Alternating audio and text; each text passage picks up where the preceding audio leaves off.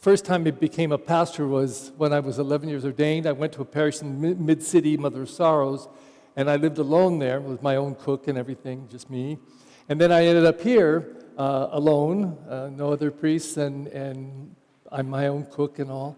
But in the middle, I was at a big parish, one of the biggest in the Archdiocese. There were 4 of us there. I had 2 associates and one retired pastor living there with me. And every Saturday, we went into the confessional, all 4 of us, from 2 o'clock to 5, 3 hours, and we had lines. I've never been in a place like that. Here, sometimes I have one person, sometimes none. But we had lines for 3 hours. There were so many people who went to confession. And every once in a while, I'd get one of these. Bless me, Father, for I have sinned, blah, blah, blah, blah, blah. I say, well, welcome. I say, when was your last confession? Father, about 15 years ago. So I immediately think, OMG, this is going to be juicy. Get ready. Get ready. Well, Father, I cussed out about 10 times. I missed Mass once, maybe twice, and I lied 3 times. That's all. So that's all?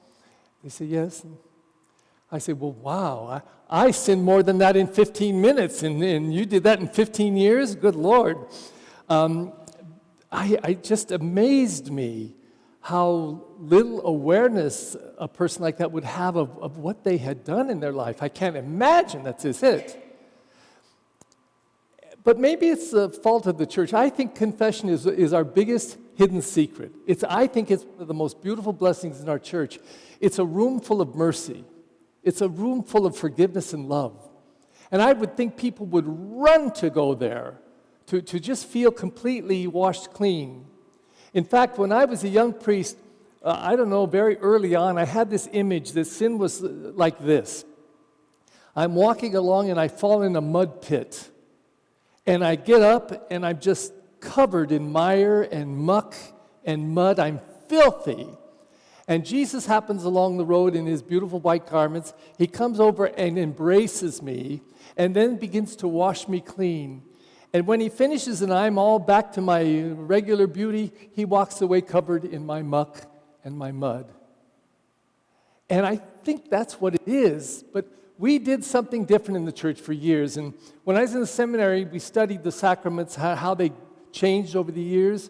And in the Middle Ages, just at the time of the beginning of Protestantism, the priest who heard the confession was considered to be like a judge.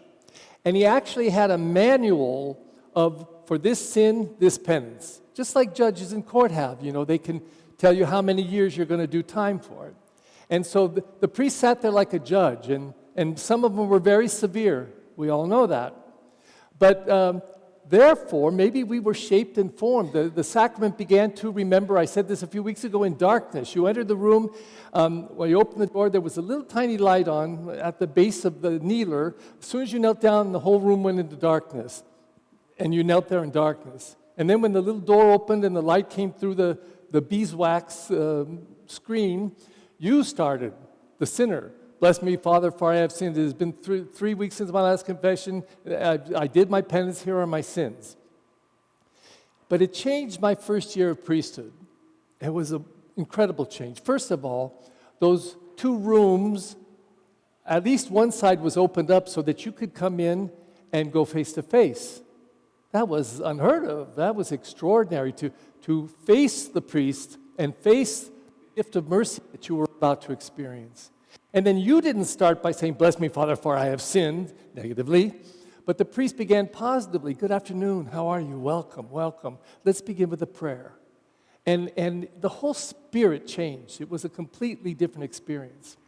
So these readings today hearken back to both the negative and the positive. And in the first reading, I want to get the line right. Syrax says it. Its opening book is the end, really, chapter. This is what wrath and anger are hateful things, yet the sinner hugs them tight. Hugs them tight. And then it goes through talking about your sins and nourishing anger and refusing mercy and and talking about wrath and enmity and just the ugliness of sin. But then we hear of mercy. And even that reading talks about the sinner who wants to refuse mercy. So then, in the gospel, Peter comes along. And typical Peter, I think he was a blowhard. He loved to say things and give the right answer and be important, I think. So he says, Lord, how many times must we forgive? He asks an honest question. Then he gives an answer. He's like a kindergarten student who asks the teacher something and then gives the answer. And so the teacher says, oh, you're so good, Johnny. Oh, how beautiful. So he says, Lord, how many times must we forgive? 7 times? And now we know that 7 is the number of perfection and completion. Anytime it says 7 in the Bible, that means it's perfect. It can't get better. It's just the fullness. So he asks the question and gives the perfect answer. But Jesus doesn't accept it. He says, no, Peter, not 7 times. Not always. And then depending on the translation, it used to say 70 times, 7 times, but now it says 77 times. I don't know the original language, but I guess 7 would be good. But if you're really going to change it to 7, change it to 777, because 3 is another perfect number. 3 times, 3 strikes, you're out, so 777 would have been the right way, I think, to translate it. But the old translation said, I read it for like 40 years, 70 times, 7 times. And that's another one. The Bible loves to play with numbers. 7 is the perfect number, but 70 is 7 times 10, another perfect number, because 10 multiplies perfectly. 10, 100,000, 10,000, 100,000, and it just keeps multiplying exactly. So, 70 times, 7 times. Well, this is perfection. And if I were to translate into words, Jesus would have said, no, Peter, not 77 times, but rather, let me put it in words. Peter, not always, but always, always, always, always, always, always, always, always, always, always, always, always, always, always, always, always, I can do this all day. Always, always, always, always. It would be not a number of times, like 70 times, 7 times, 490 times, but like the scripture said, that you have to feel mercy in your heart. And when you do that and become a person of mercy, a person of forgiveness, you will do it always. Because that's who you are. You're a merciful person, a person who loves forgiveness. But Jesus then responds by telling this parable. And this is one of my favorites because the first half is just, it's perfect. Let it go, Jesus. But then he comes in and punches you right in the gut. He tells a story of a man who was collecting the money that was owed to him from his many accounts. And he calls in this one servant, and he says, pay up, one debtor. And the guy didn't have any money. So the master said, put him in jail with his wife and his children and all his property until he pays up.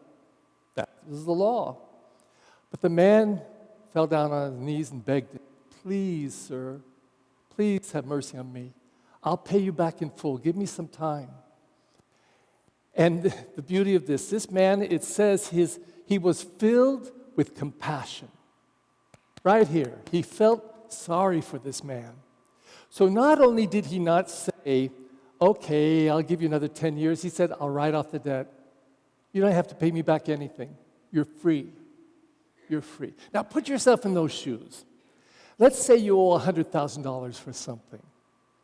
And the bill collector comes, and you get taken to court, and the judge is ready to make the decision, and you beg for mercy, and then the person or company that you owe $100,000, for whatever reason, the person who runs that company is a man or a woman of compassion, stands up and says, Judge, I want to drop the case and write off the debt. He doesn't have to pay back at all.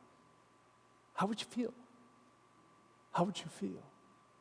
But then Jesus takes that moment, and he adds, but that man received so mercy and kindness. He went out and bumped into someone who owed, a fellow servant, who owed him a little bit.